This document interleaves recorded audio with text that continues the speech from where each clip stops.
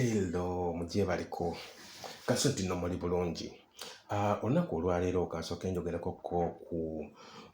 ku mbeera y'ebibuga bye tulina mu mawanga ga East Africa. Nkusiigireko ku kifaananyi osobole okukitegeera. So mbadde ndaba ebibuga by'amawanga gano nga neeyambisa omukutu gwa YouTube ne ndaba ebibuga bino engeri gye biyimiriddemu mu bumpimpi.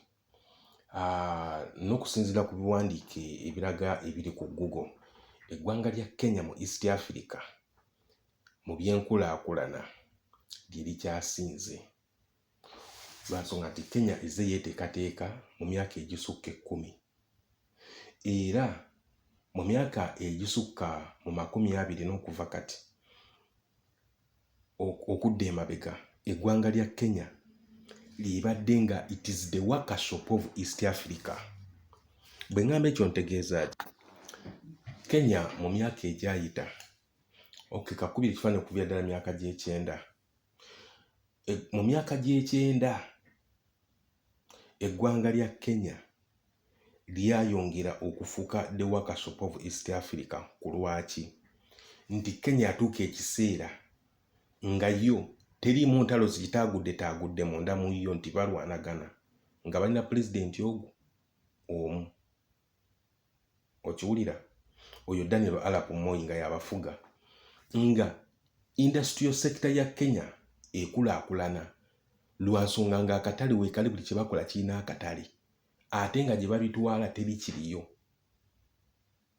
Kati bwe wabeera nga waliyo ekiriyo obibalira ku ngalo, kubanga nga Kenya yingizanga mu mawanga gano wammanga, ng'eyingiza mu maserengeta ga Sudan ng'etannaba kwekutulwamu, ng'eyingiza mu Uganda, ebintu ebikozesebwa mu Eastern Congo ng'abantu b'omu Congo babisuubula Uganda, Rwanda nga bikkirirayo, mu bitundu eby'e Tanzania, ebya Northern Tanzania nga Kenya yeetwalayo ebintu byayo. Ndowooza awo nfuna bulungi. Mu ggwanga lya Ethiopia, mu bitundu ebya South Ethiopia nga Kenya yesindikayo ebintu byayo byekoze. Kati Kenya yafuuka the workshop of East Africa ng'etukuŋŋaanyamu ssente nnyingi nnyo ng'eyita mu kutunda ebintu byayo mu mawanga amalala. Kati eno ewaffe ng'e Uganda, Pulezidenti Museveni kyakola ng'aleese enkola ya privatization okutunda ebitongole bya gavumenti. So nga mu biseera ebyo gavumenti yali erina amakolero nga yerina zi companies ez'enjawulo.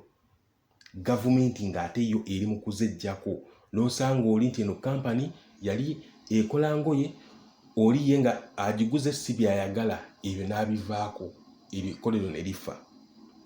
Kenya yo ne yeeyongera kugenda mu maaso.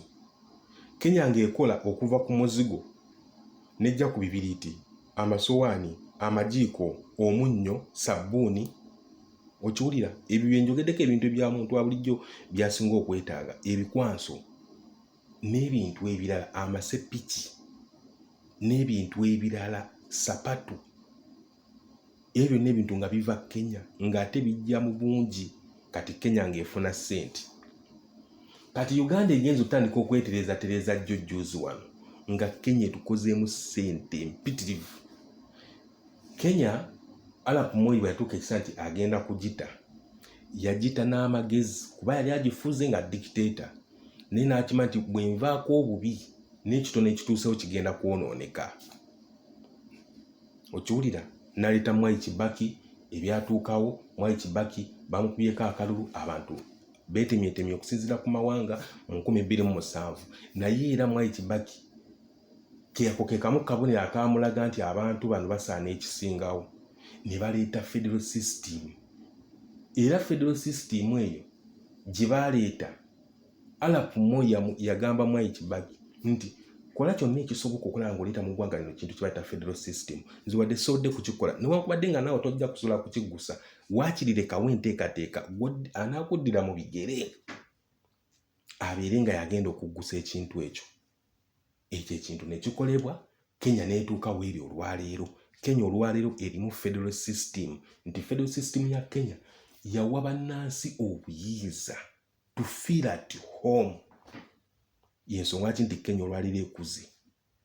Tutuuse ku mutendera nga ne embassies oba ez'amawanga amalala zitandise okuva mu mawanga gaffe zidda Kenya nti gw'olina ky'oyagala ogenda Kenya.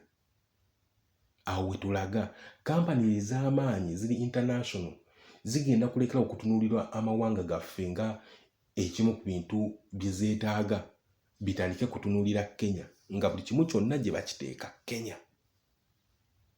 Tanzania nayo eri good but baddukira Kenya kubanga Kenya ekiryo kya njawulo.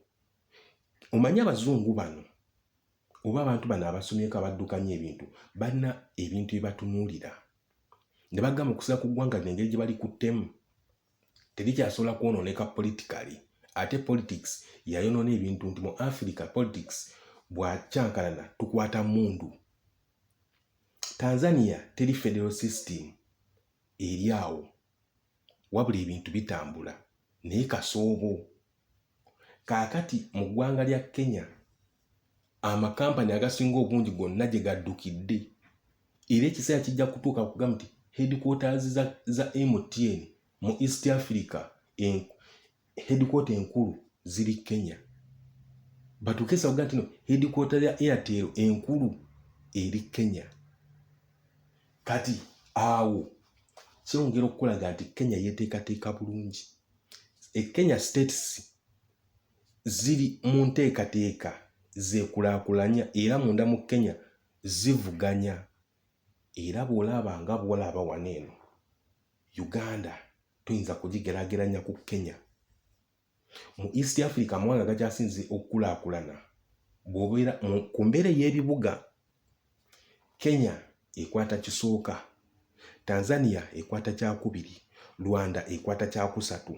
Lwaki Rwanda njiwadde ekifo ekyokusatu? Nti Rwanda yo kasi katono era bw'okazza munda mu Kenya kabeera just one of the district in the state or one of the city of the state of Kenya kubanga Kenya erina states eziringanga bw'olaba ekibuga kya Rwanda ezisukka mu emu kyokka ate yo Rwanda erina ki emu.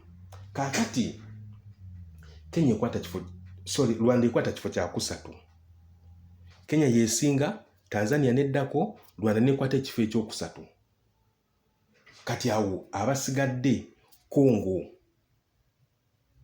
ekwata kifo kya kuna, Uganda neddako. Okiwulira? Burundi neddako. Lwaki Burundi njizizzaako? Lwa nsonga nti Burundi yensi ekyasinze okubeera enjavu. Naye ate Burundi erina ekibuga ekisinga ekya South Sudan. Munfuna bulungi? Burundi erina ekibuga ekisinga ekya South Sudan. Ekibuga kyabwe ekikulu. Naye ate South Sudan erina ekibuga ekitenkana kya Burundi. Naye ate Burundi esinga South Sudan obwavu. Era mu nsi yonna Burundi ekwata kifo kya kubiri mu nsi ezisinga obwavu mu nsi yonna. Okitegedde bulungi? Kati wano wenzijja nti Uganda tulina ebibuga bingi nga bw'obimanyi wabula tebirina omutindo gwe biriko gwa wansi nnyo. Kampala yagezaako. Singa tubadde tulina federal system ebibuga bye tulina mu Kampala ekinene nnyo mu bbanga lya myaka 3 oba emyaka 5 ebyo ebibuga bisobola okuyitimuka ne tutuuka ku ddala lya Kenya. Ku lwaki? Just twetaagamu nteekateeka. Ate ne waffe ffe abeezimbira ebibuga just government erina kuvaayo wa state zirina kuvaayo mu Uganda singa tubadde ne federal system e Uganda ne bateekateeka abantu tolina kukola kino olina kukola kino wadde olina ssente olina kumala kufuna lukusa ba India ne okitegeera. Ebibuga byaffe bitegeera mangu nnyo bikulaakulana mangu nnyo singa tubadde tulina federal system.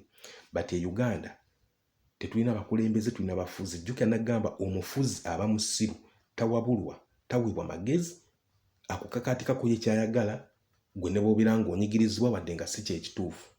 Kati e Uganda bwe tuwogera ku federal system baga Abaganda baagala kutugoba si kye kitegeeza.